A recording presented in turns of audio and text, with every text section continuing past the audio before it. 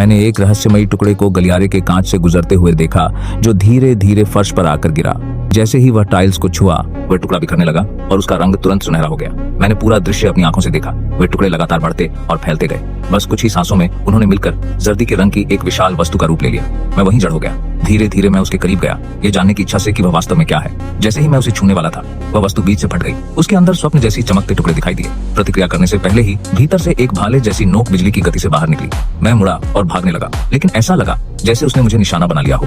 एक भारी चोट का एहसास हुआ। मेरा शरीर वहीं जकड़ गया। फिर और भाले जैसी नोकें भीड़ की ओर बढ़ी। अस्पताल की लॉबी में लोग घबराकर भागने लगे, लेकिन एक एक करके सब वहीं थम गए।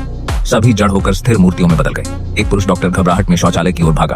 उसके पैर जवाब दे गए, लेकिन उसे पता नहीं था कि वह भी निशाने पर आ चुका है। भाले जैसी नोक लकड़ी के दरवाजे को सीधा चीरती हुई अंदर चली गई। एक मध्यम आयु का व्यक्ति, जो अभी अभी जागा था, समझ ही नहीं पाया कि क्या हो रहा है।